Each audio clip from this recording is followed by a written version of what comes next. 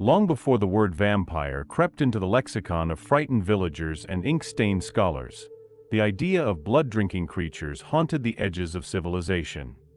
From the Jiangxi of China to the Strigoi of Romanian folklore, cultures across the globe whispered of beings who fed on life itself, creatures neither living nor dead, cursed to wander the night in search of warmth they could never feel. By the 18th century, Europe's vampire hysteria had reached fever pitch. Graves were desecrated, corpses staked, and entire families accused of harboring the undead. But across the Atlantic, in the mist-laced woodlands of New England, such tales were dismissed as old-world superstition. That is, until the winter of 1797. Shadowbrook was a quiet town nestled between windswept hills and ancient pines. Its people were hardy, devout, and suspicious of outsiders. When a stranger arrived, tall, pale, dressed in foreign velvet and speaking in a dialect no one could place, he was met with wary hospitality. He called himself Vladislav Lupescu, claiming to be a scholar of antiquities. He presented papers to the magistrate that showed him to be the rightful heir of the old Whitcomb estate to the southwest of town, a place long abandoned after the family's mysterious disappearance, known to the locals as the abandoned keep. At the outset, his presence did but unsettle the eye and stir unease in the marrow. He trod the lanes only after dusk, when honest folk were shuttered indoors and the bell of vesper had long since tolled. He darkened no church door, nor bent knee in prayer, and yet he spoke of things no man ought, names of the dead, long lain in consecrated soil. Then came the affliction of the beasts. Cattle found cold and stiff, their lifeblood drawn as if by some infernal syringe. And the womenfolk, God preserve them, spoke in hushed tones of dreams most foul, of a man with eyes like burning coals, who whispered in tongues no preacher could decipher, nor any scholar transcribe. Soon thereafter, the women awoke with marks upon their necks, small, twin punctures, red and tender. Dr. Manning, a man of science and sober mind, confessed he knew not the cause, save that the wounds bore resemblance to the bite of a bat, though no such creature had been seen. Then the children began to disappear. It began with the youngest, little Mercy Pritchard, not yet 5 winters old. Her mother found the cradle empty, the window ajar, though it had been latched the night before, and a trail of ash upon the sill. No cry was heard, no footfall stirred the floorboards. Only silence, thick and unnatural, hung in the air. Then came the others. Jonathan Hale vanished from his bed. Ruthie and Thomas Bell, twins of 7 summers, were last seen chasing fireflies near the edge of the old woods, their laughter swallowed by the dusk. Each morn brought fresh lamentation. Mothers wept in the meeting house, fathers searched the woods with torches and muskets, and the Reverend Harding called for fasting and prayer, declaring, "The devil walks among us, cloaked in flesh and shadow." The town's children, once the joy and future of Shadowbrook, were now but names etched in sorrow. It was then that the elders, grim-faced and resolute, declared the keep must be cleansed. "No longer shall we suffer this plague," said Lord Honbrook, "nor shall our babes be fodder for the fiend's thirst." With pitchforks, muskets, and lanterns, the men of the town marched upon the abandoned keep, that accursed ruin atop Widow's Hill. There, upon the parapet, stood Lupescu, his cloak billowing in the wind. He cast his voice down like thunder, saying, "Ye come to slay me, fools that ye are. Know this, your town is forfeit, and your blood shall salt the earth." And with that, he vanished in a cloud of black smoke, his form twisting and shrinking until naught remained but a bat, which flew swift and silent toward the old woods. Thus was it known, a vampire had come to Shadowbrook. And the people, stricken and desperate, did send forth petitions to neighboring parishes, beseeching aid to cleanse their land of this ancient nocturnal scourge.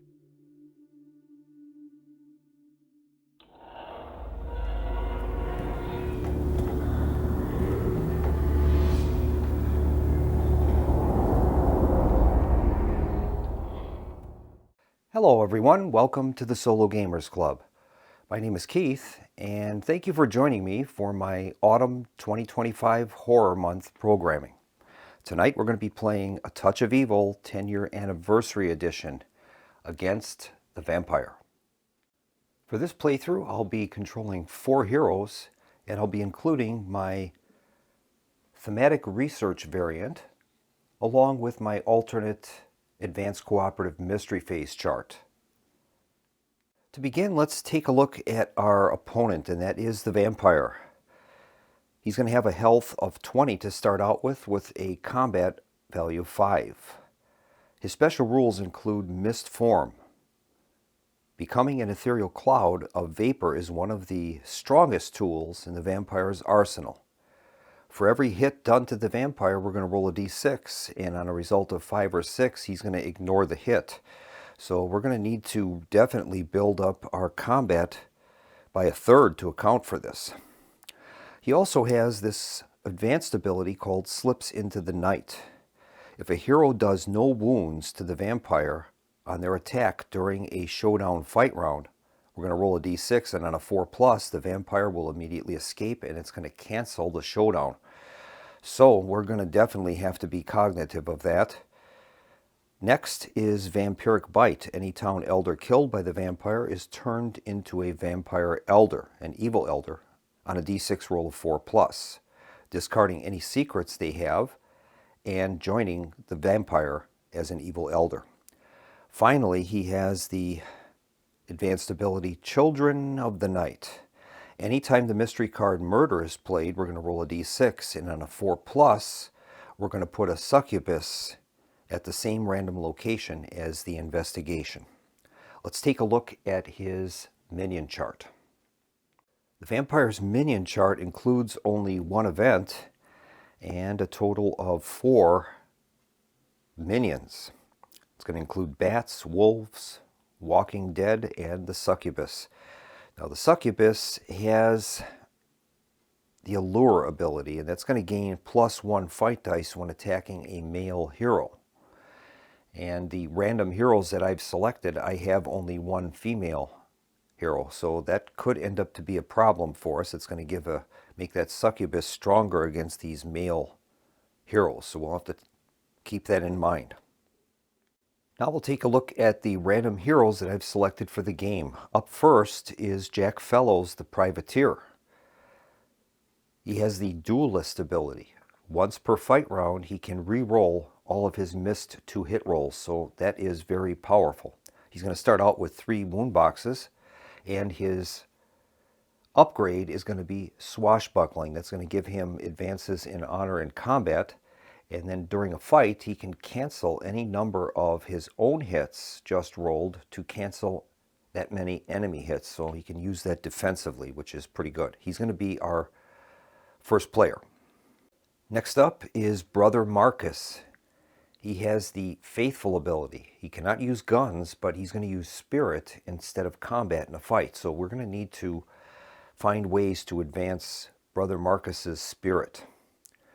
He has the Mission ability. He's going to start the game at the crossroads rather than at the town hall, giving him quicker access to the Echo Lake boards and the coast boards.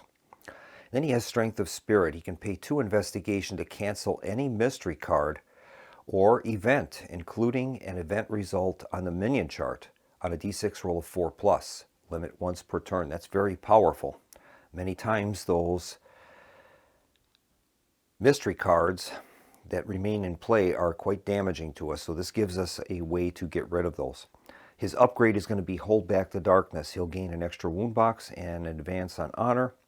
And the ability says at the start of each mystery phase, he's going to gain D3 investigation. Very powerful. Then we have Argo Blackwell, Master Hunter. He has a Gruff Outsider ability, and he will not draw event cards when encountering town spaces. He has the On the Hunt for Evil ability. He can draw an event card anytime he defeats a minion or does a hit to the villain outside of a showdown, so that's good. Know Thine Enemy. He can discard event cards to gain +2 fight dice for 1 attack or to prevent a wound to himself. So it would be nice to get a large collection of event cards that he can use for that purpose. And then most importantly, Hunter. He's going to gain 2 fight dice against any beast, vampire, or ancient enemy. That is great. So that's going to work especially well against the succubus, that is for sure, and in the final showdown with the vampire. His upgrade is Evil at Bay. He'll gain +1 to Spirit and an extra wound box, and it says whenever you draw a mystery card as first player or some other game effect, cancel it on a d6 roll of 4+. Very powerful. And finally, we have our only female character, and that's Sarah the Bright Witch. Her abilities include Strength of Light. She's going to gain 2 investigation at the start of each of her turns, or showdown fight rounds. She'll lose an investigation each time the shadow track moves a step closer to darkness.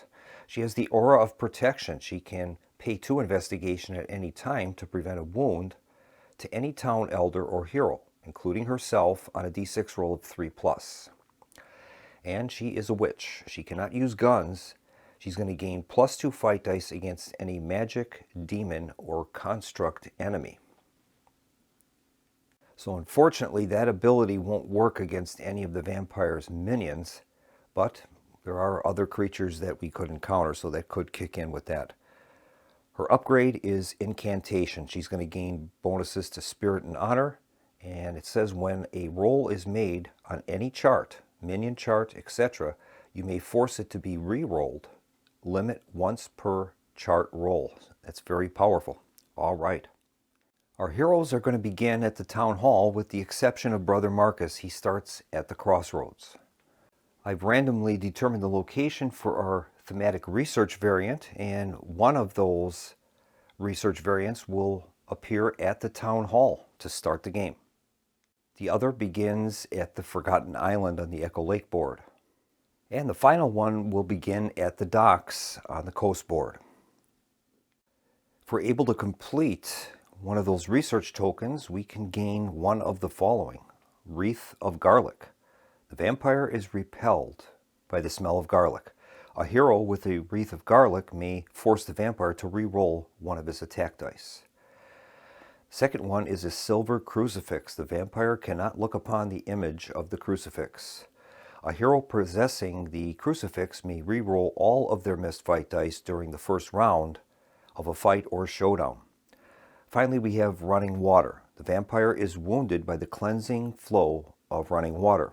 You can force the vampire to re-roll one of its fight dice during every fight round when resolving a fight or showdown at the covered bridge, stone bridge, marsh, or bog. Okay.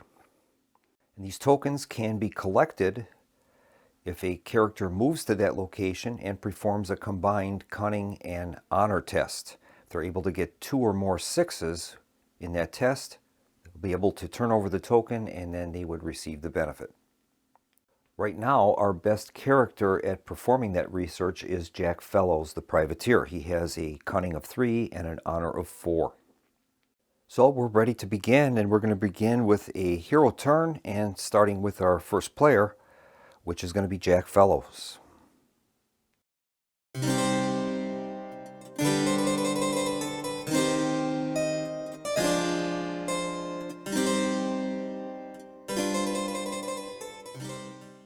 Incidentally, each of the heroes begins with 2 investigation.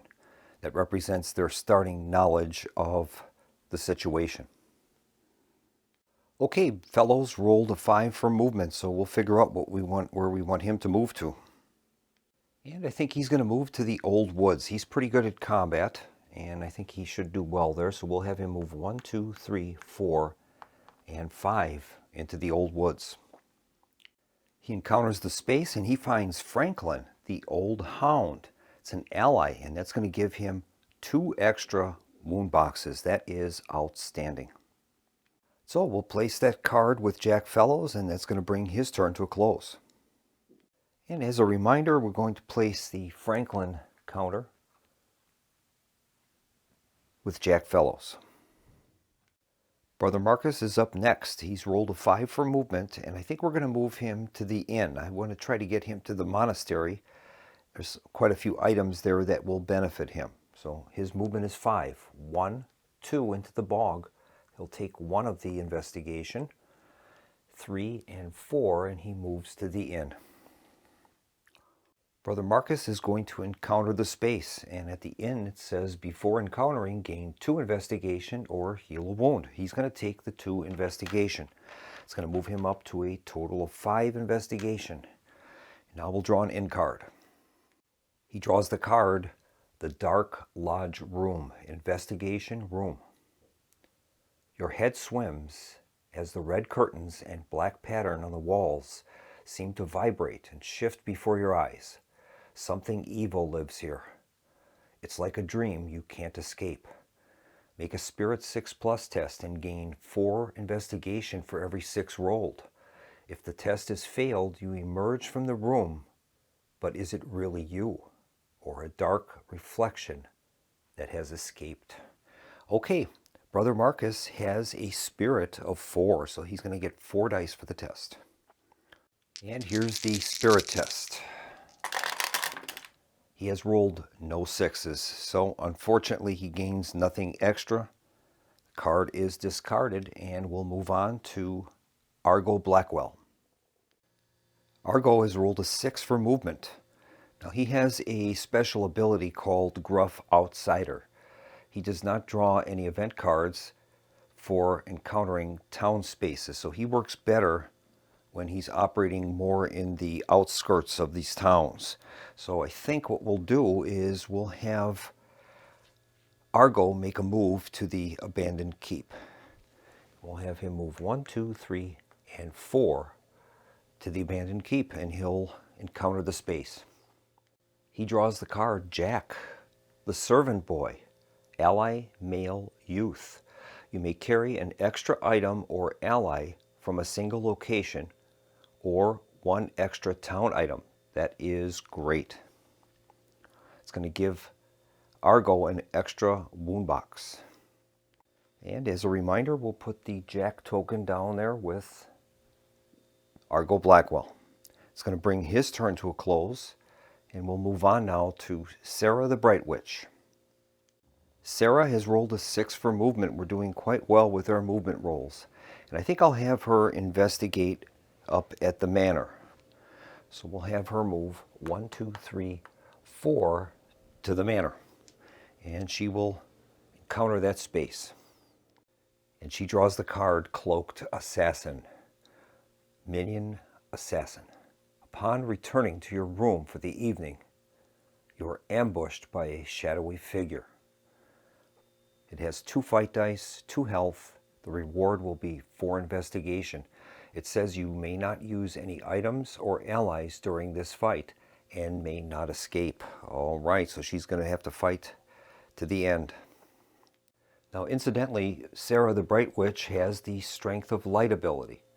She gains 2 investigation at the start of each of her turns, so we gave her 2 investigation. She is up to 4 right now. All right, Sarah has a combat value of 3, and the Cloaked Assassin has a combat value of 2. We're going to be hitting on 5s and 6s, so here is the first round of combat. And Sarah has done 2 hits. Cloaked Assassin has done 1. And that is sufficient for Sarah to take out the Cloaked Assassin. She's going to earn 4 investigation for doing so. Now Sarah took a wound, so I think she's going to use her Aura of Protection ability. We're going to have her pay 2 investigation, and then she's able to make a d6 roll. It says pay 2 investigation anytime to prevent a wound to any town elder or hero, including yourself, on a d6 roll of 3+. So we got a good chance on being able to do that. We can do that once per wound. So we only get 1 chance in this case, and we'll have her try it. She can get a 3+, we'll cancel the wound. She rolled a 3, so that's great. She'll pay the 2 investigation and forego the wound. That is excellent. So that places Sarah with 6 investigation, and that's going to bring the hero phase to a close, and we'll move on to the mystery phase.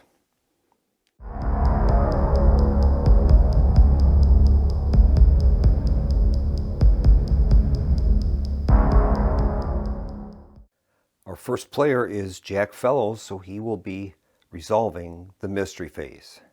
And we're going to begin with a roll on the cooperative mystery phase chart. We'll be using my D100 alternate advanced cooperative mystery phase chart. So here is the D100 roll.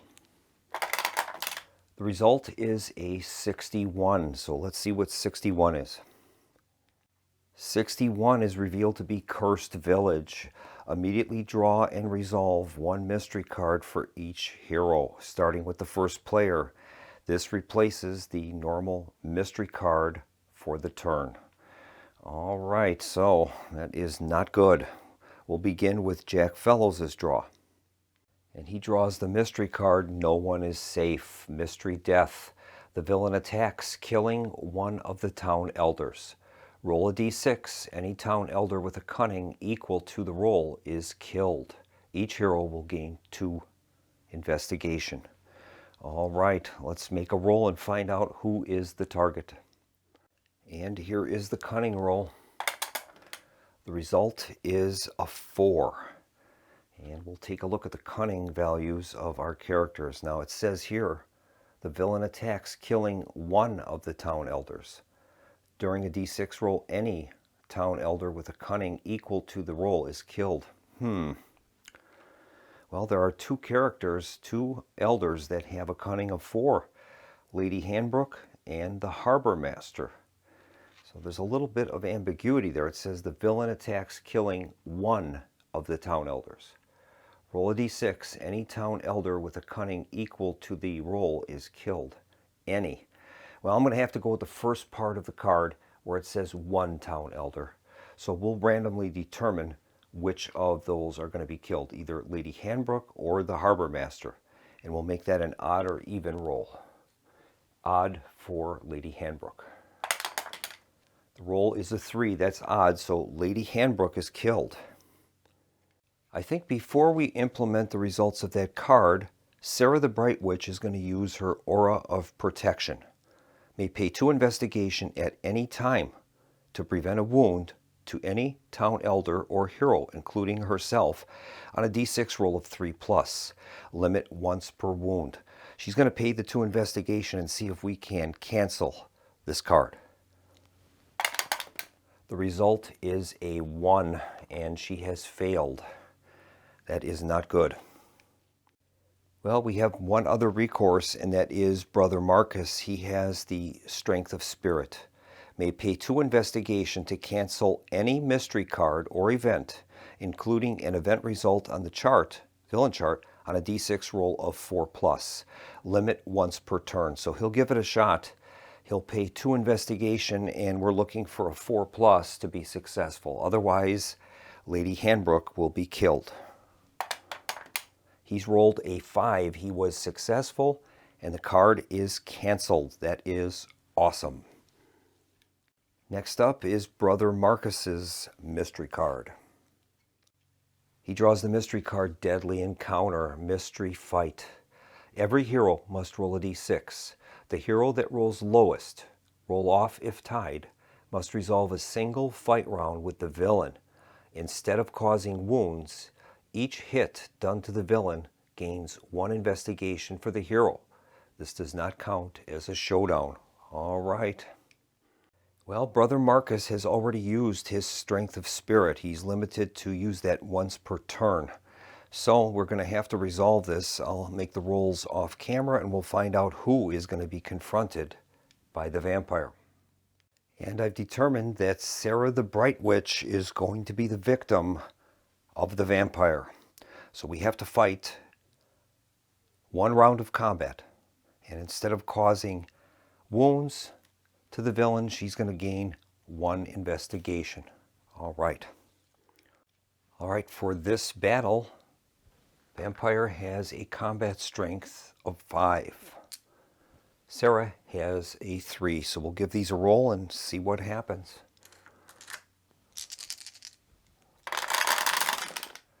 All right, here are the results. Vampire has done no hits. Sarah has a total of 2. So she's going to gain 2 investigation. That is great. And then the vampire will flee. So that's going to complete Brother Marcus's mystery card. We'll move on to Argo Blackwell. He is at the abandoned keep. All right, Argo Blackwell and his ally, Jack, the servant boy, draw the card Growing Strength, Mystery.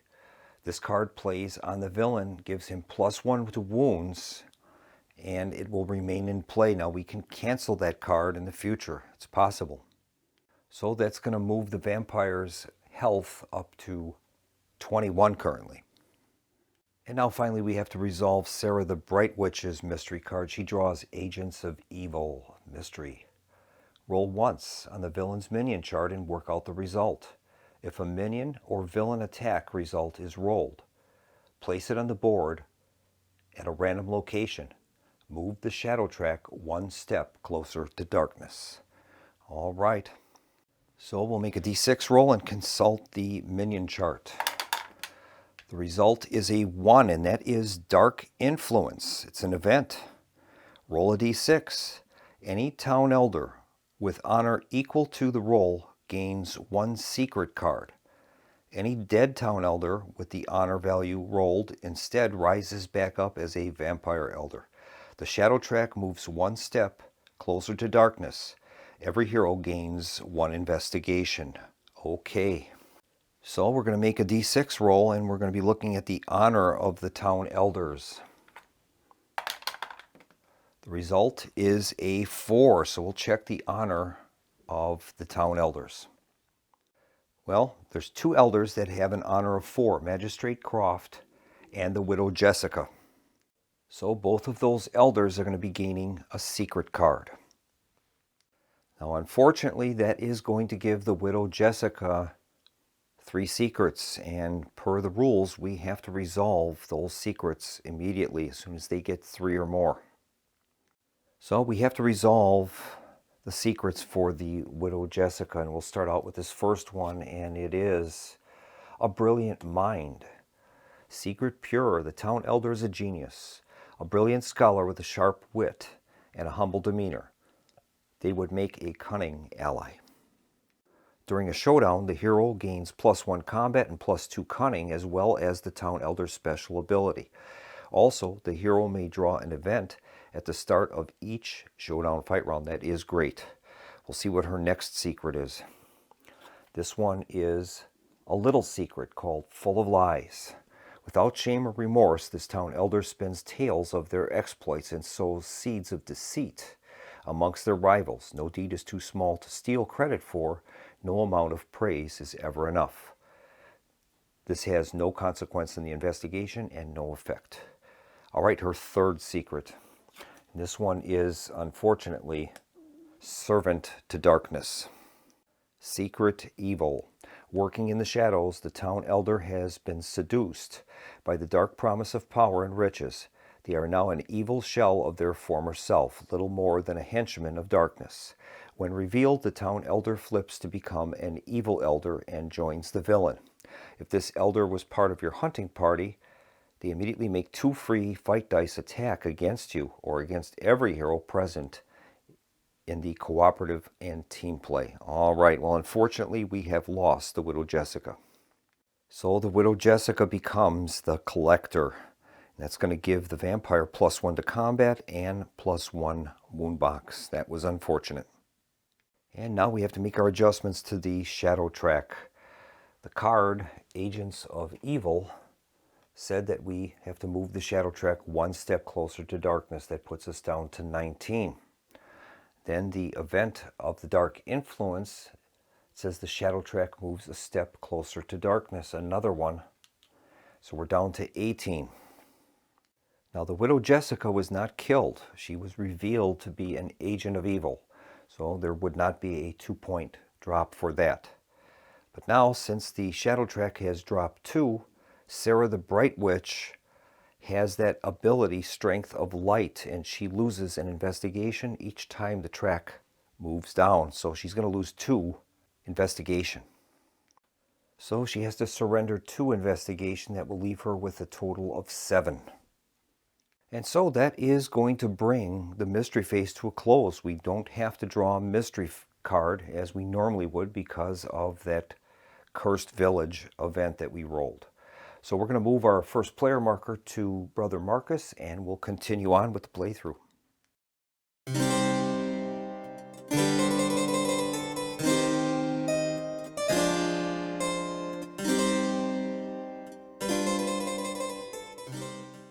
All right, Brother Marcus is at the inn. He has 6 investigation, and I think we're going to attempt to try to get him towards the monastery, I would think. We'll see what his movement roll is. Well, unfortunately, Brother Marcus has rolled a 1. That entitles him, though, to an event card draw, and we'll see what he gets. He draws the event, Hunter's Courage, Event Master. Play on any hero, including yourself. Fight dice rolls of 1 for that hero now count as a hit, or 2 hits if fighting a beast or vampire. That is awesome, and that is a remains in play card. And it says, there is no escape for you this time, devil. All right. And I think we're going to play that card on Jack Fellows. He seems to have the best combat statistics that we have with that duelist ability. So I'm going to play that Hunter's Courage card immediately on Jack Fellows. And now Brother Marcus has 1 movement point, and I guess we'll move him down the trail towards the monastery, 1 movement point. And that's going to bring his turn to a close. We'll move on to Argo Blackwell. He's at the abandoned keep. All right, Argo and his ally, Jack the Servant Boy, have rolled a 6. So that gives them pretty good movement ability. They can also utilize the secret passage at the abandoned keep, and that would allow them to move directly to Smuggler's Cove on the coast board. That would cost him 1 investigation. And I think Argo is going to do that. He's going to pay the 1 investigation, and him and Jack the Servant Boy will move directly to Smuggler's Cove through the secret passage.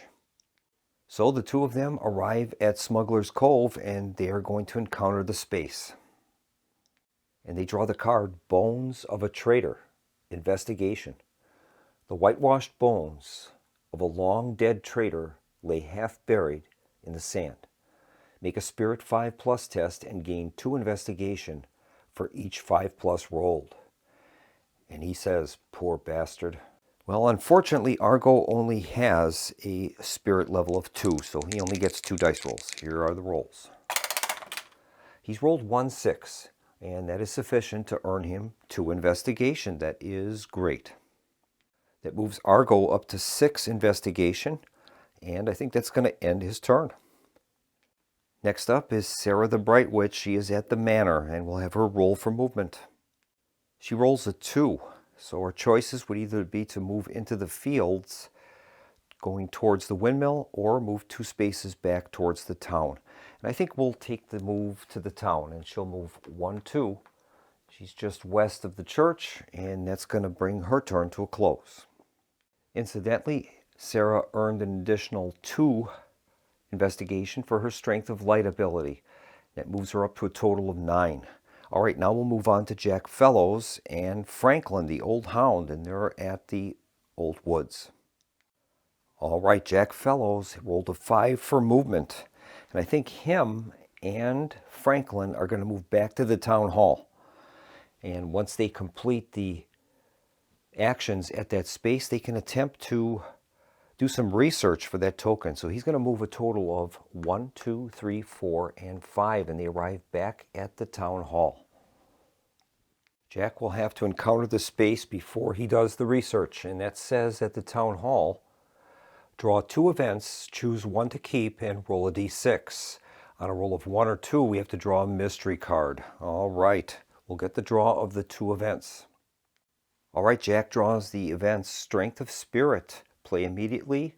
+1 Spirit remains in play, and play this on any hero. Otherwise, we have Hold Back the Darkness. Play to add a Resolve token to any Town Elder, or play to cancel a single mystery card on a d6 roll of 3+. That is interesting. It says play at any time. If the shadow track is in the red, to immediately move the shadow track d3 spaces away from darkness. Boy, it's hard to argue with that Hold Back the Darkness card. I think we're going to take that card and we'll discard the Strength of Spirit, as good as it is. All right, and now Jack and Franklin will have to make a d6 roll. And on a 1 or 2, they're going to have to resolve a mystery card. Here is the roll. The result is a 5, so we're in the clear. Now, since Jack is in a space with this research token, he's going to make a combined cunning and honor test. If we can get 2 6s or more, we'll be able to turn that token over and see what we find, and that's going to be thematic to the vampire. So we're going to be rolling a total of 7 dice. All right, here is the roll. If we fail to get 2 or more 6s, then that token will randomly move to another location on the board, and that represents an ongoing investigation. Here is the roll. He's done it. He's got 2 6s, and we'll be able to turn that token over and see what we get. All right, the research is number 3. And that reads, running water. The vampire is wounded by the cleansing flow of running water. You can force the vampire to re-roll one of its fight dice during every fight round when resolving a fight or showdown at the covered bridge, stone bridge, marsh, or bog. That is great. So we'll place that token on Jack Fellows' card. He can use that throughout the rest of the game. All right, so that is going to complete the hero turn. We'll move on to the mystery phase. The mystery phase will be resolved by Brother Marcus, our first player.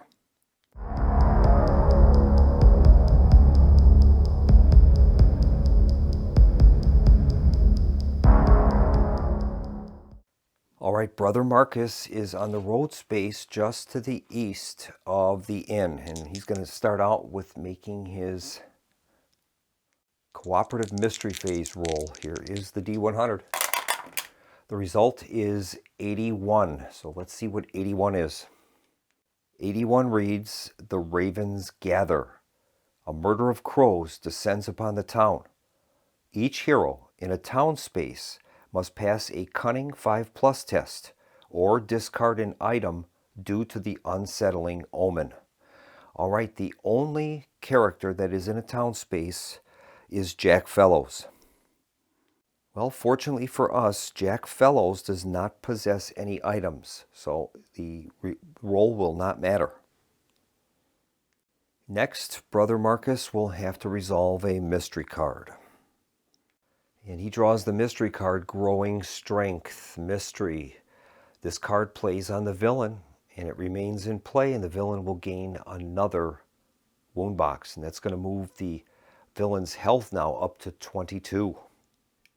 And I think Brother Marcus is going to try to use his Strength of Spirit. May pay 2 investigation to cancel any mystery card or event on a d6 roll of 4+. We'll give it a try. That moves Brother Marcus down to 4 investigation, and we'll see if we can cancel this. I think it would be worth it.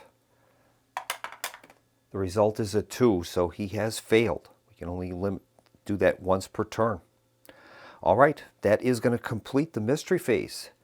We'll move on to our next turn. The first player marker will pass to Argo Blackwell.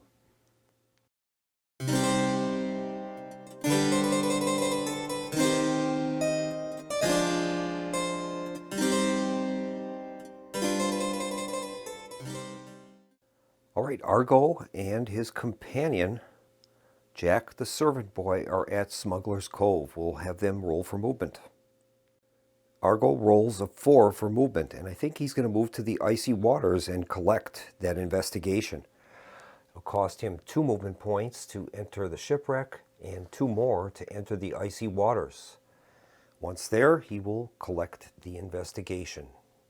That'll move Argo up to a total of 9 investigation. We're getting close to having enough to purchase their upgrades. And now Argo has to encounter the space. We're going to have to roll a d6, and on a 3+, we can draw an event.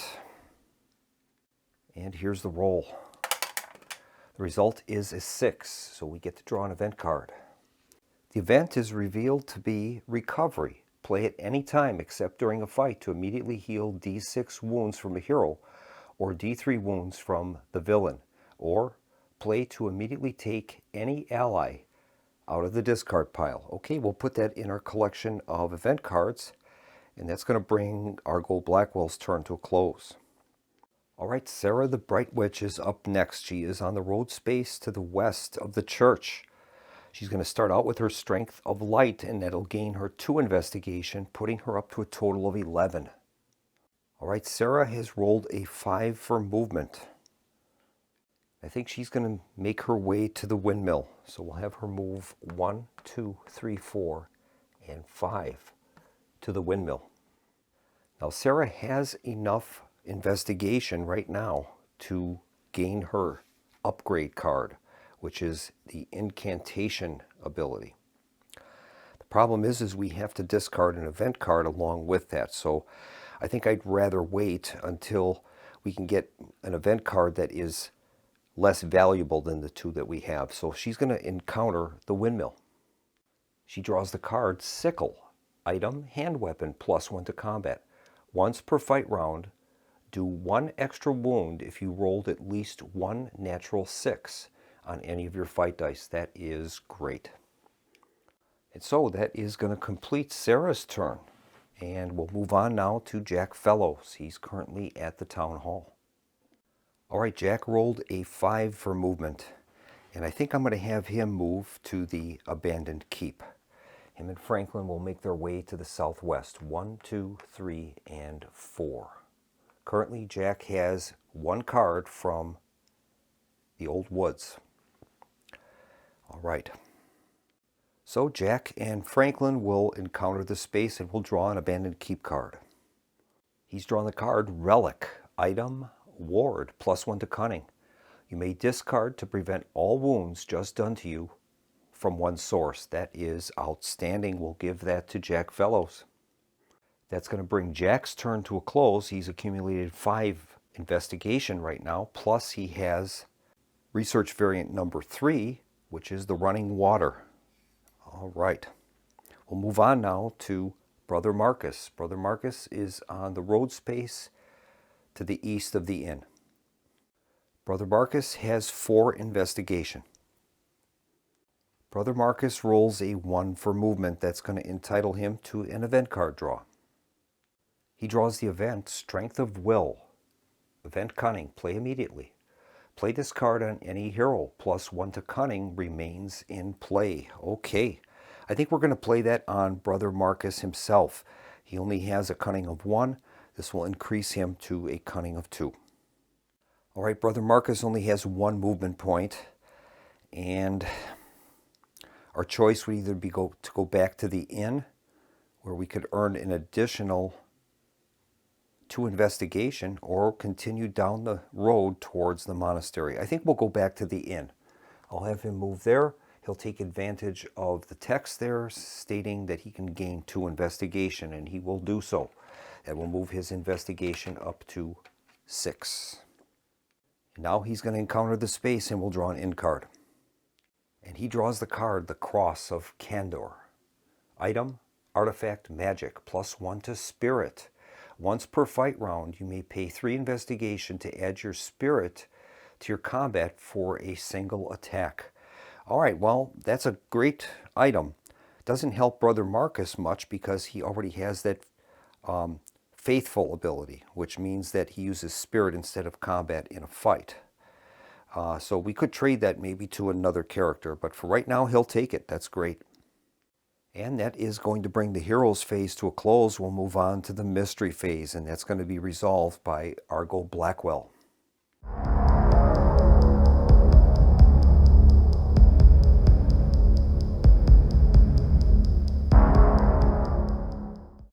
All right, Argo is at the Icy Waters, and he'll begin by making a D100 roll on the Cooperative Mystery phase chart. Here is the roll.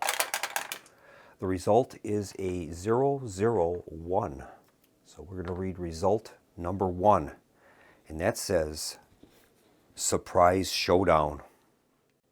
And that reads, you have stumbled into the villain's lair. Too late to turn back now. It knows you're here. Immediately draw a lair card and move every hero to that space. A showdown with the villain has begun. All heroes take part, but do not have to pay any investigation. No town elder hunting party is formed. The hero may not use their character abilities during the first showdown fight round. The card effect of the layer card is used. If rolled in the competitive game, this result only affects the current first player. All right, we have to draw a layer card. This is totally unexpected. All right, so the showdown is going to take place at the bog, and it says if the villain is the bog fiend, it rolls its fight dice and resolves any hits before you get to fight back during the first showdown fight round. Well, that isn't the case here. Interestingly enough, though, Jack Fellows has done some research, and he ended up to find that running water is very effective against the vampire. All right, so we have a surprise showdown at the bog. We've got Brother Marcus along with Argo Blackwell and Jack the Servant Boy. We've got Jack Fellows, the Privateer, with Franklin the Old Hound and Sarah the Bright Witch. They're going to be going up against the vampire and the Collector, the Widow Jessica.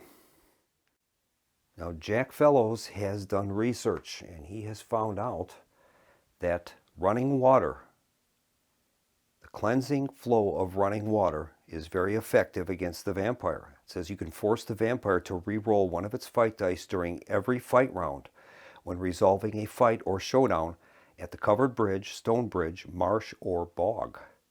So that is awesome. Now, during this surprise showdown, we're not able to form a hunting party, and the heroes will not be able to use their character abilities during the first showdown fight round. All right. So in this case, we are going to begin the fight round with the first player, and that is Argo Blackwell. He is going to make his combat roll versus the vampire with the Widow Jessica. So when resolving this showdown fight round, the red dice will be used by the villain. The blue dice will be used by the heroes. If we target a vampire elder, we'll be using the orange dice. And finally, when the villain targets one of our allies, they'll be using the light blue dice. Okay, we'll get started. So we're going to begin with Argo Blackwell. Now, he's not able to use any of his abilities during the first round. So Argo is only going to be able to roll his combat value, which is, in this case, 4. All right. Now, we could take some of these dice and target the Collector in an attempt to get rid of her. And I think that might not be a bad idea. I think I'm going to use 2 of them to target the Collector. So that'll be our dice pool for right now. So we'll make the roll. And the reason I'm targeting the Collector is that's a +1 to combat for the vampire. So if we can get rid of that, that will help us in the long run. Here is the attack roll for Argo Blackwell. And unfortunately, he has rolled no hits. I have no ability to re-roll those, so during the first round, Argo has scored no hits. All right, now the vampire is going to attack. He has an attack strength of 5, and he also gains 1 for the Collector. His dice pool is 6. All right, here is the roll.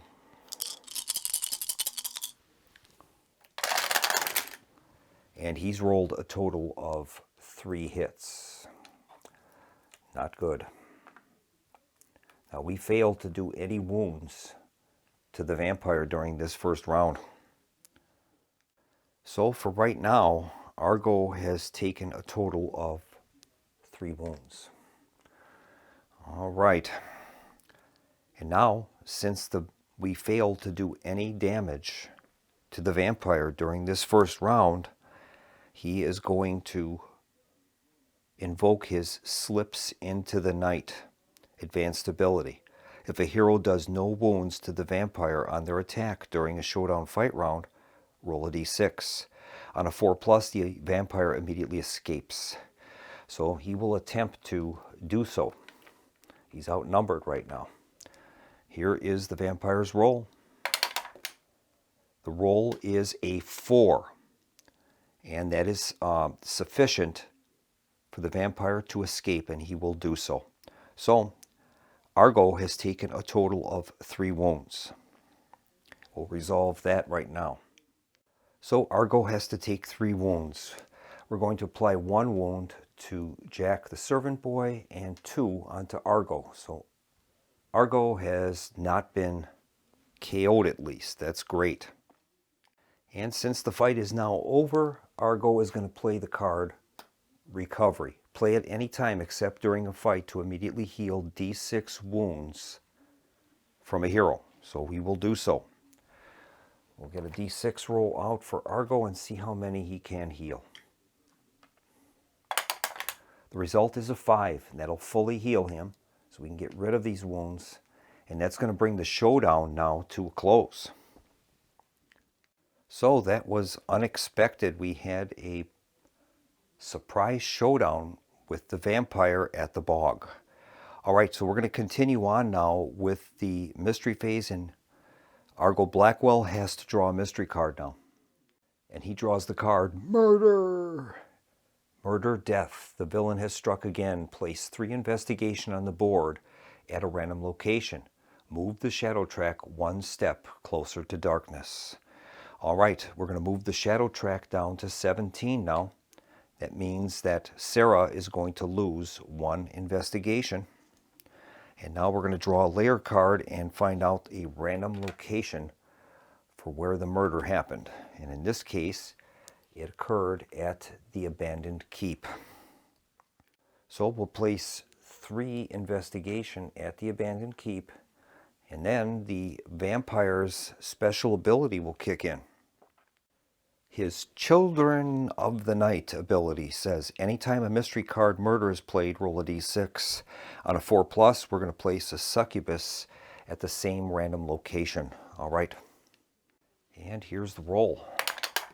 The result is a 6, so a succubus is coming out on the board. So we place a deadly succubus at the abandoned keep. All right. And so that is going to bring the mystery phase to a close.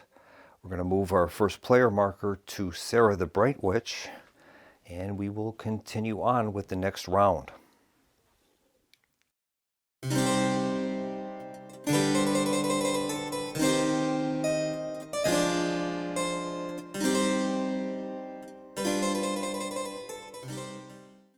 As it stands now, the shadow track is at 17. We're still in the first stage.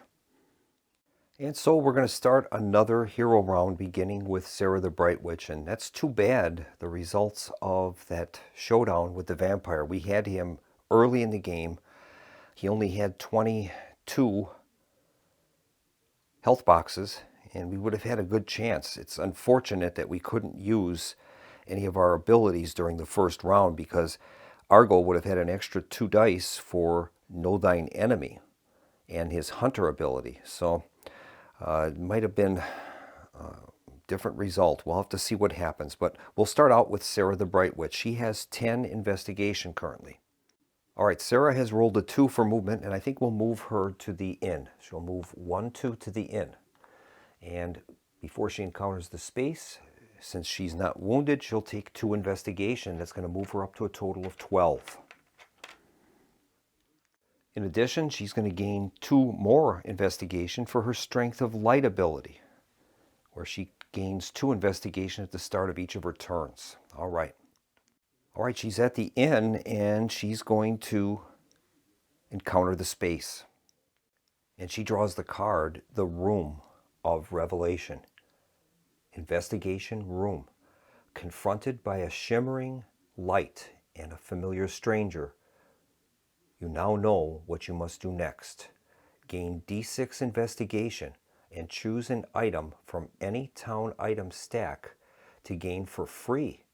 If a copy of this card is revealed again at the inn, in addition to its normal effect for whoever drew it, you are immediately moved back to the inn. and must discard that item as well as 2 investigation, handing it to your previous self in their time of need. If you do not have the item or investigation, you are KO'd, as the paradox of time ravages your mind. All right, that's an interesting card. All right, so that moves Sarah up to 20 investigation points, and now we can take an item from any of the town items deck. That's very interesting. Sarah has decided to take the Cutlass out of the Coastal Town deck. It's going to give her +1 to combat, and it says when making a Spirit, Cunning, or Honor test, you may re-roll 1 of your dice. If the re-roll is a 1, you must discard the Cutlass. Okay. All right, I'm going to pair that Room of Revelation with the Cutlass, and then in the event that somehow that item is revealed again at the inn, we'll have to go through that sequence where she has to return back to the inn. That's going to complete Sarah's turn. Now she has 20 investigation, and I'm wondering if I should get her upgrade. The problem is we'd have to discard an event card, and in this case it's the Hold Back the Darkness card. I don't want to do that, so I think we'll wait. We'll move on now to Jack Fellows.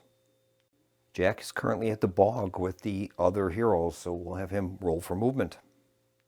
All right, Jack rolled a 2, and I think he's going to also move to the inn.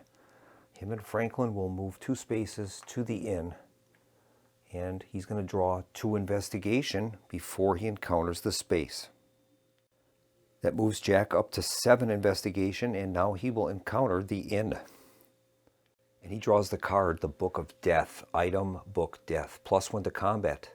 Anytime you are KO'd, you may pay 2 investigation instead of having to lose the normal D6 items, allies, or investigation. That is awesome. We'll give that to Jack. That'll end Jack's turn. We'll move on to Brother Marcus, and he's also at the bog. Brother Marcus has a 4 for movement. I think he's going to move to the south dock and collect that investigation. He'll move 1, 2, and 3 to the south dock, and he will collect the 2 investigation there, moving him up to a total of 8 investigation. Now he has to encounter the space, and that is a dangerous location. We're going to have to roll a d6, and we can draw an event on a 3+. And here is the roll. The result is a 2, and Brother Marcus will have to draw a mystery card. Uh-oh. And he draws the mystery card, Agents of Evil. Roll once on the minion chart and work out the result. If a minion or villain attack is rolled, place it on the board at a random location and move the shadow track 1 step closer to darkness. Okay, we'll make the roll on the minion chart. And here's the minion chart roll. The result is a 5, and that is a succubus. Okay, so that is going to appear in a random location. Let's see where it will go. And in this case, it is going to the abandoned keep. Whoops. The abandoned keep. All right, so we have to place a succubus there. There's already one there. So a succubus appears at the abandoned keep. That's going to kick out the existing one, and that's going to move closer to the town hall. All right. Shadow track is going to move 1 step down. We're going to enter the next stage. It's going to give the villain a +2 wound marker. And in addition, Sarah is going to lose 1 investigation. That moves Sarah down to 19. Argo is up next, and we'll have him roll for move. Argo has rolled a 5, and he has 5 movement points. And with the appearance of those succubus on the Shadowbrook board, I think Argo is going to move back onto that board, and we'll have him move to the Old Woods. He's going to move 1, 2, and 3 into the Old Woods. And we'll have him encounter the space. And he draws the card Hanging Skulls Investigation. Hollow chimes in the whistling wind 5 human skulls hang from a low branch, adorned with red sigils and feathers. The song of the dead echoes through the woods. Make a Spirit 4+ test and gain 1 investigation for every 4+ rolled. All right, Argo has a Spirit of only 2, unfortunately, so he'll make the roll with 2 dice, and we'll see what he gets. Here's the roll.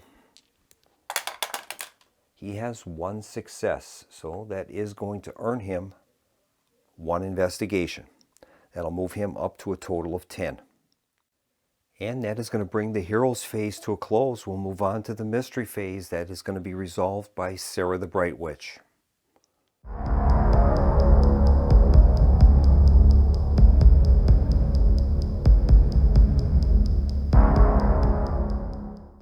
Sarah will begin with the Advanced Mystery Phase chart roll. Here we go.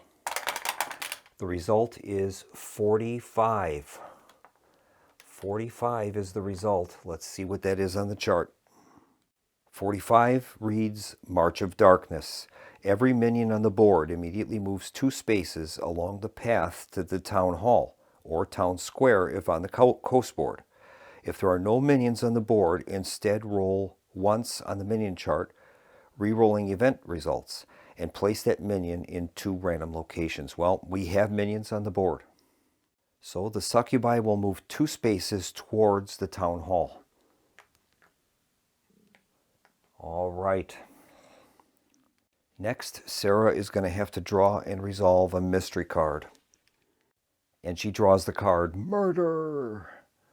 Mystery death. The villain has struck again. Place 3 investigation on the board at a random location and move the shadow track 1 step closer to darkness. All right, that is going to move the shadow track down to 15.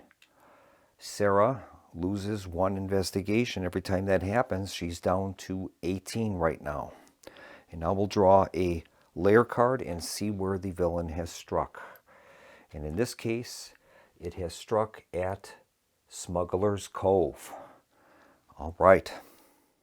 So we'll place 3 investigation at Smuggler's Cove, and then we'll make a roll for the villain's Children of the Night ability. On a 4+, we are going to place another succubus at the Smuggler's Cove. The result is a 6, and there will be 1 place there. So we'll place a succubus at Smuggler's Cove. And that is going to bring that round to a close. We'll move the first player marker from Sarah to Jack Fellows, and we'll commence another round.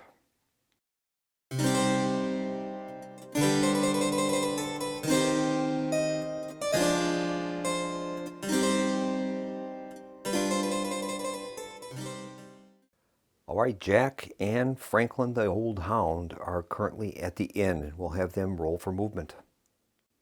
And Jack has rolled a 1, so that'll entitle him to an event card draw. And Jack draws the card Daybreak. Discard an event or mystery card that remains in play except during a fight, or remove all transformation markers from a curse. That's a good card. All right, Jack has 1 movement point. I guess he's going to move towards the monastery. We'll have him do that. And that is going to bring his turn to a close. We'll move on to Brother Marcus. Brother Marcus is at the South Dock. Brother Marcus will make a roll for move.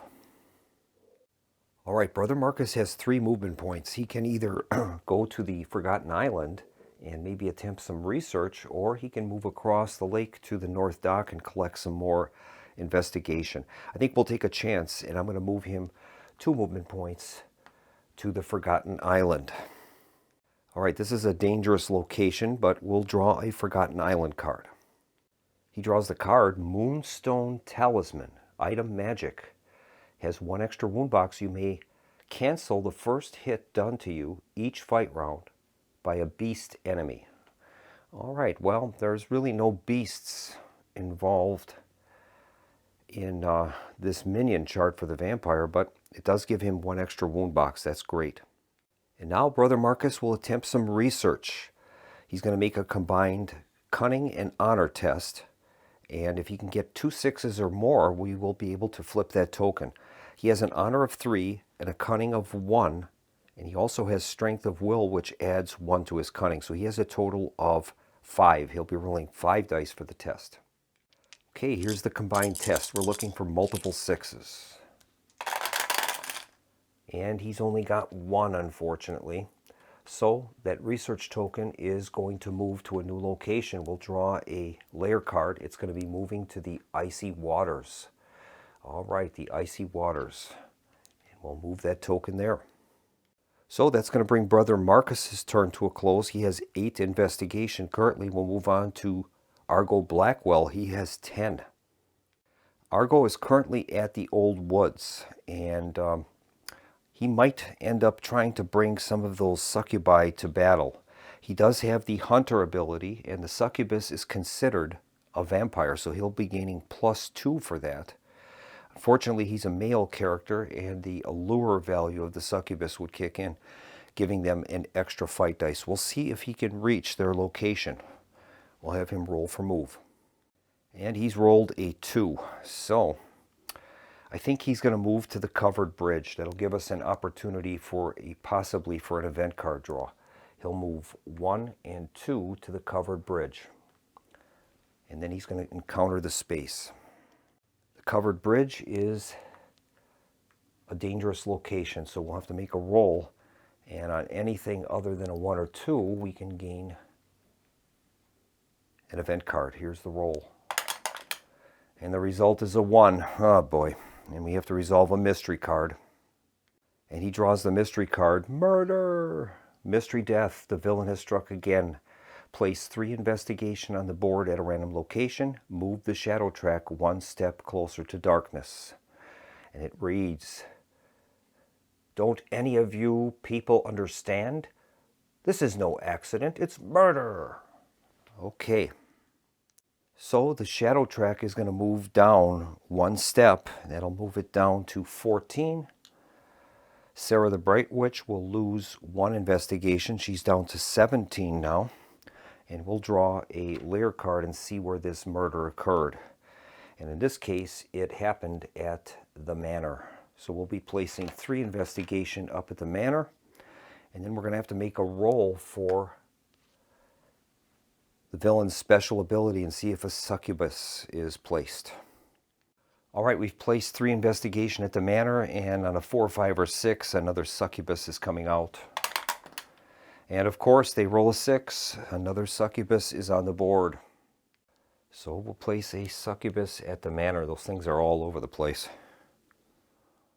And that's going to bring Argo Blackwell's turn to a close.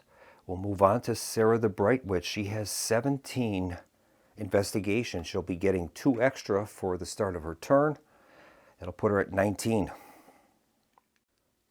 All right, Sarah is at the inn, and she's, I think, going to move towards the monastery. We'll see what she gets for a dice roll. She rolls a 3, and that is sufficient to reach that location. 1, 2, 3. She reaches the monastery. That is great. So she is going to encounter the monastery, and as long as she remains there after the encounter, she can do some shopping at the monastery's shops. She draws the card, Echoes of Forever Investigation. The sound of your call trails off endlessly over the murky lake. Listening closely, voices of the dead echo back. Make a Spirit 4+ test and gain 1 investigation for every 4+ rolled. Well, Sarah currently has a Spirit of 4. That'll entitle her to a dice roll of 4 dice, and we'll see if she can earn some extra investigation. Okay, here is the roll. She has 1 success. So that will earn her 1 investigation.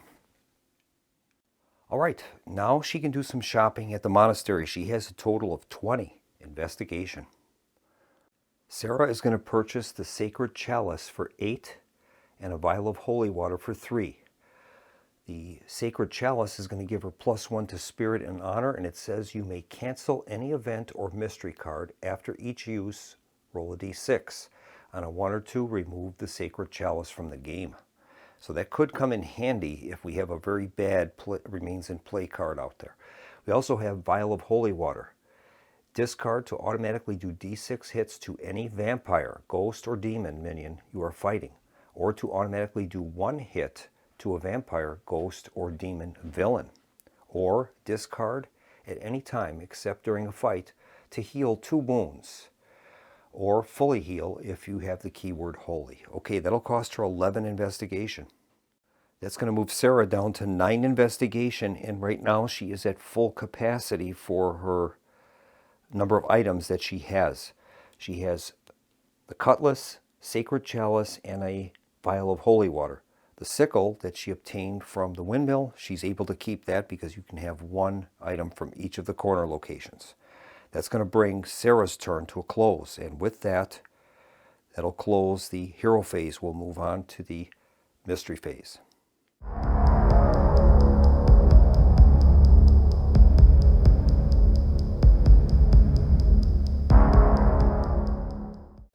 The mystery phase is going to be resolved by the first player, and that is Jack Fellows. He'll begin by making a D100 roll on the cooperative mystery phase chart. And here's his roll.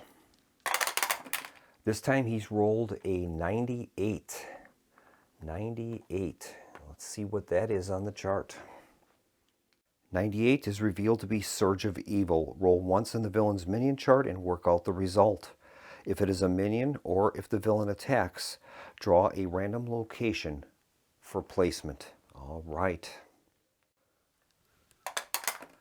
The result is a 3, and that's going to be wolves. All right, I'll bring the wolves up on the screen from the minion chart, and we're going to place them in a random location. The wolves are going to appear at the magistrate's office. All right. So we'll place the wolves at the magistrate's office. Now those wolves are going to be discarded at the end of the first round of the fight, but they're deadly, and they're going to be hitting on 4, 5s, and 6s. All right, we'll move on now to the mystery card draw. And Jack draws the mystery card Domination. The player who drew this card must immediately choose any ally in play, including unsold ally town items, to join the villain. This ally loses all game text and bonuses and is now treated as an evil elder, +1 to combat and +1 wound. All right. I think it's time for Brother Marcus to try to use his Strength of Spirit ability. He can pay 2 investigation to cancel a mystery card on the result of a d6 of 4+. Let's try it. So Brother Marcus will pay 2 investigation, placing him down to 6, and he needs a 4+, and then we can cancel that card. Let's see if we can do it. We get that in frame.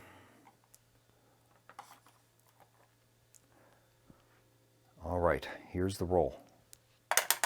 The result is a 3, and he is unsuccessful. So the card is going to be implemented. The 2 investigation are lost. And Jack Fellows has to immediately choose any ally in play, including unsold ally town items. And I think Jack is going to select the Boatman from the Coastal Items deck. That is going to get transferred now to the Vampire, and he's going to be considered to be a Vampire Elder. All right, we'll move our first player marker to Brother Marcus, and that will bring up another round.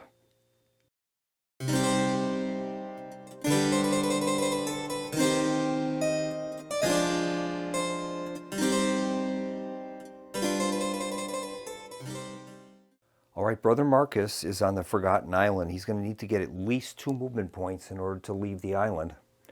If he cannot, then he will have to linger there. Brother Marcus has rolled a 3, so he'll spend 2 movement points to enter the North Dock, taking 1 of those investigation points, and he'll spend his 3rd to enter the monastery. All right. Now, before he encounters the space, I think he's going to exchange items with Sarah the Bright Witch. He's going to give her the Cross of Candor. It's going to give her +1 to Spirit, and once per fight round she can pay 3 investigation to add her Spirit to her combat for a single attack. I think we'll do that. And I think in return, Sarah is going to give Brother Marcus her sickle. It's a hand item. All right, now we're going to encounter the space at the monastery. And he draws the card, Quiet Reflection. Recovery. Taking a short time for rest and reflection, you feel reinvigorated in your hunt. Immediately heal 1 wound and gain an investigation. Well, he's not wounded, but he can definitely use the investigation. That'll bring him up to a total of 8, and now he can do some shopping. For a total cost of 8 investigation, he's going to purchase a guide, which allows him, it's an ally. You may discard the guide to cancel and redraw any location card you have just drawn.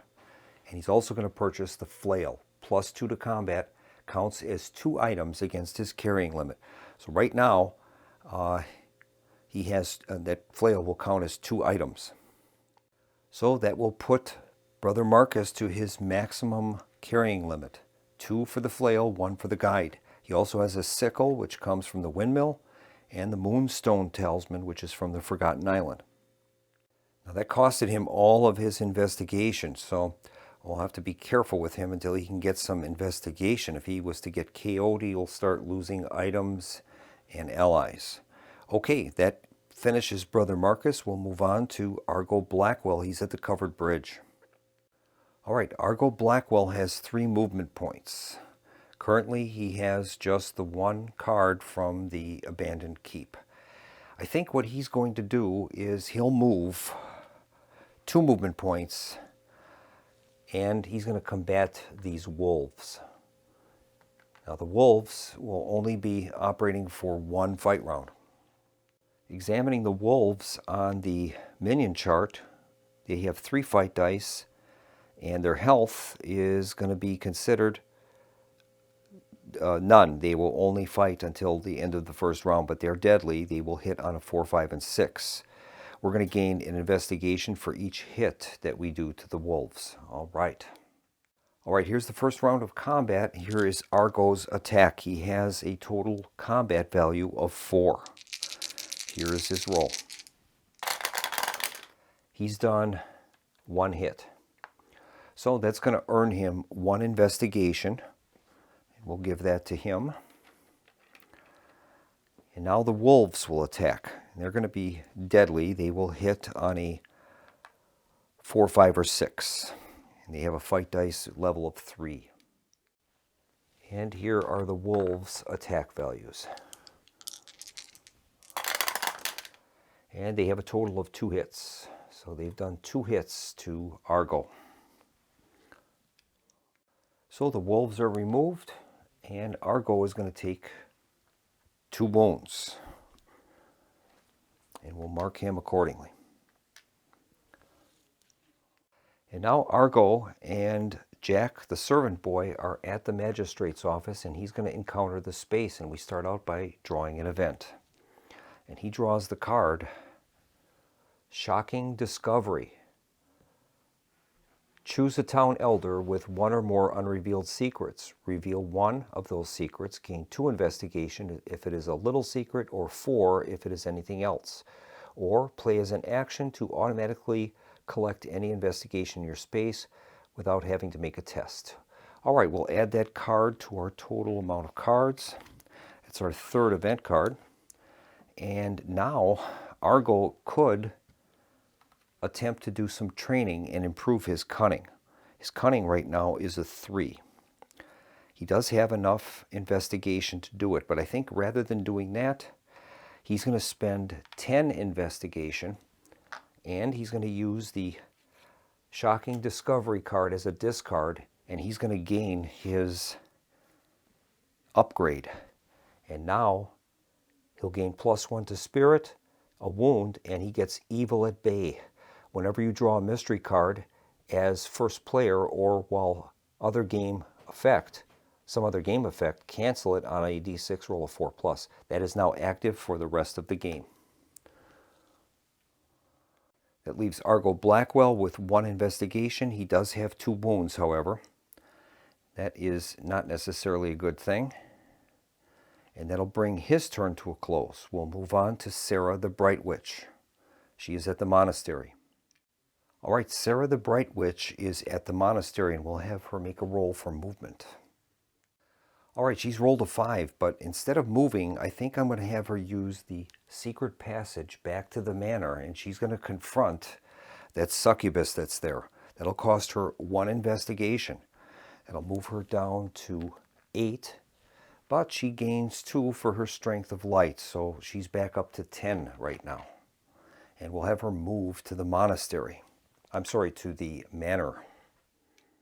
So Sarah has moved to the manor, and she's going to confront that succubus. All right, Sarah has a combat value of 3. She also has a cutlass. That'll give her +1, so she's got 4 dice. Succubus has 2 fight dice and 3 health, but they are vicious. The enemy's fight dice rolls of 6 count as 2 hits. Okay, here is her roll. She's done 2 hits. That is awesome, and that is sufficient to take out the succubus, which has... No, it's not. It has 3 health. It's 2 hits. So we'll place 2 hits on the succubus at this point. All right, now the succubus is going to attack. And they're going to roll 2 dice, but 6s will count as 2 hits. Here's their roll. And that is a cocked dice. We'll roll that again. And of course it's a 6. So they've done a total of 3 hits. What else would it be? All right, 3 hits are going to go on to Sarah the Bright Witch. And that is enough to KO her, unless we can do something to stop that. Well, I don't have anything that I'm going to be able to use to cancel those hits. But what I can do is that she's going to use her Cross of Candor.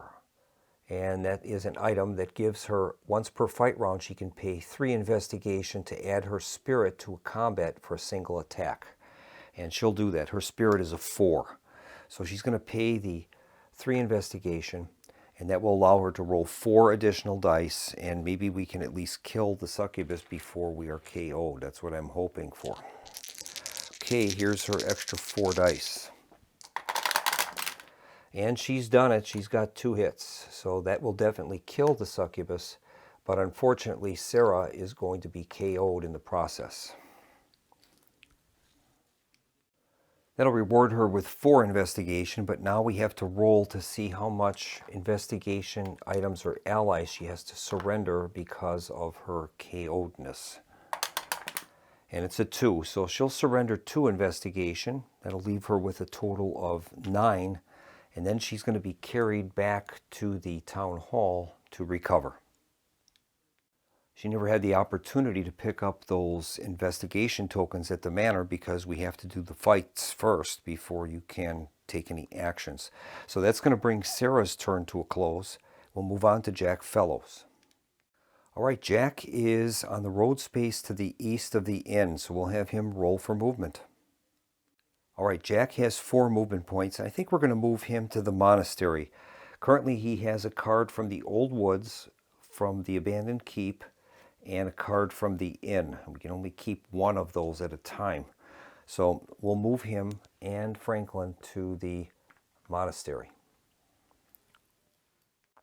And he's going to encounter the monastery. And he's encountered a Crimson Hand Initiate. Minion Man has 3 fight dice, 2 health, will earn 3 investigation for killing it. It says you must use honor instead of combat when fighting this minion. Uh-oh. All right, Jack has an honor of 4, so he'll get 4 fight dice. Here is his attack roll. And he's done no hits. Now, he's a duelist. It says once per fight round, you may re-roll all of your missed 2-hit rolls. So he will do so. He'll re-roll all of those. Let's see if he can come up with some hits. We need to get 2 hits on this Crimson Hand Initiate. And he's done it. He's got a 6 and a 5. That'll be sufficient to kill the Crimson Hand. Now the Crimson Hand will fight back. And that has 3 fight dice. Okay, here is the Crimson Hand Initiate's roll. And it's done 1 hit. So we will put 1 wound on Jack, and he's defeated the Crimson Hand Initiate for 3 investigation. All right, that puts Jack at 10 investigation. He does have 1 wound though, however, so we'll place that on his display. And now Jack can do some shopping at the monastery. And I think Jack is going to purchase this burning censer. Now this is an item holy, and it's fire. Fire is important because we can discard this during a showdown to prevent the vampire from using his into the night ability and escaping from the showdown. So that's a good purchase. That's 4. He's also going to purchase a crossbow, which is going to give him +1, and if he rolls at least 1/6 on any of the fight dice, he'll do an extra damage. So that'll cost him a total of 9. That'll leave Jack with 1 investigation, and he'll add those 2 items to his inventory. And that's going to complete the hero phase. We'll move on to the mystery phase, and that's going to be resolved by Brother Marcus, which is also at the monastery.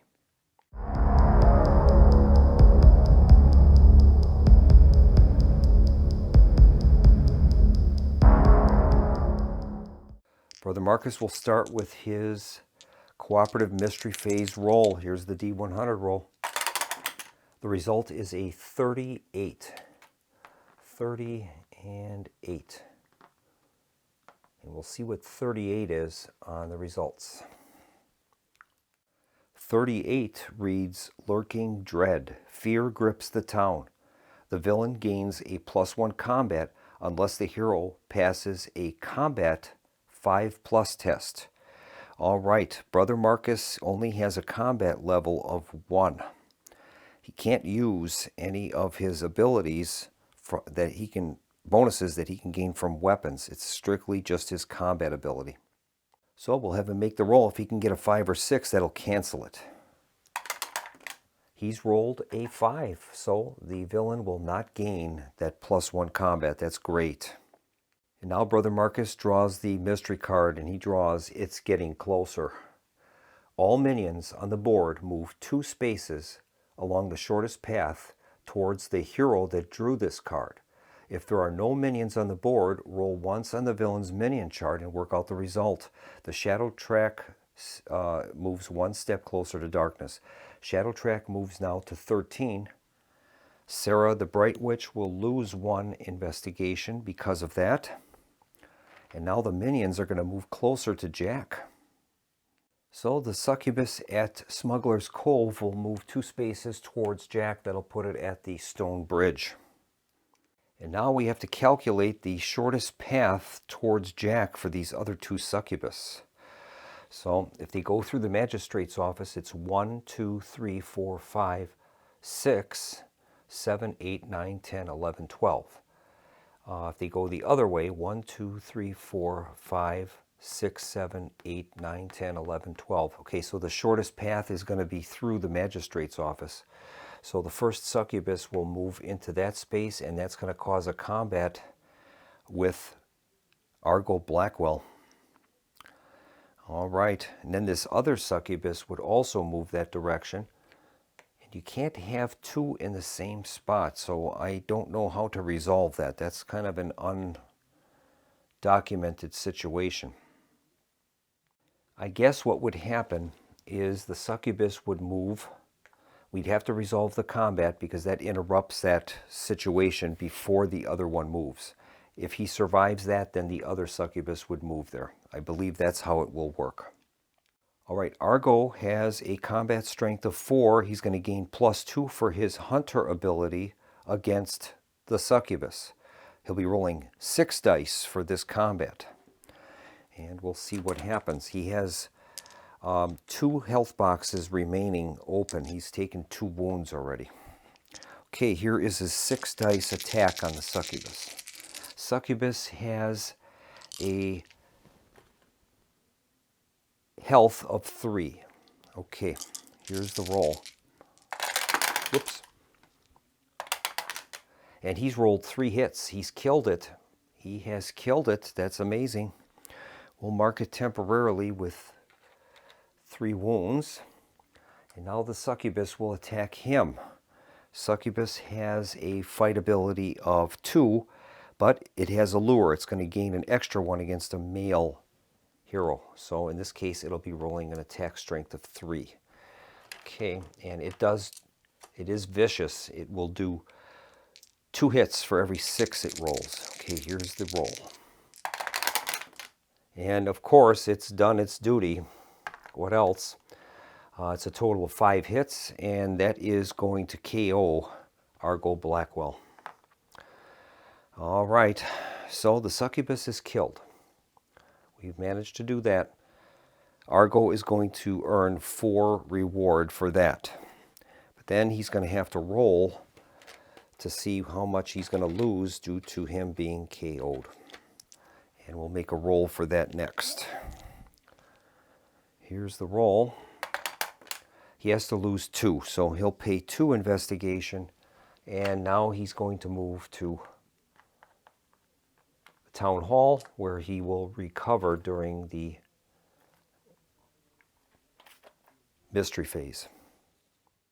Now the other succubus is going to make its movement of 2 into the magistrate's office, and that is going to complete that mystery card. Now unfortunately, I forgot, Sarah should have been healed during the turn. That was at the start of the mystery phase. So she actually is healed, and she will recover all of her wound boxes, but not the case for Argo, because that happened during the mystery phase, and he won't be able to heal until next round, so he's going to be down for the count until the next round. So that'll complete the mystery phase. We'll move our first player marker from Brother Marcus to Argo Blackwell. Well, Argo is down for the count, so he won't be able to be the first player, and that means it will move on to Sarah the Bright Witch. And I think we're going to bring this session to a close. This video is getting quite long. I was hoping to be able to consolidate this into a single video, but it doesn't appear that that is going to be the case. We have a shadow track at 13, so we've got quite a few turns to go, it appears. So I'm going to turn this into at least a 2-part video, and I hope that you will join me to see the conclusion of this Touch of Evil 10-year anniversary playthrough against the vampire. So thanks for tuning in to the Solo Gamers Club. I hope you're enjoying my programming for the annual Autumn Horror Month. And I look forward to seeing you again on the channel in the near future. In the meantime, this is Keith from the Solo Gamers Club, signing off and wishing everyone a pleasant evening. Good night.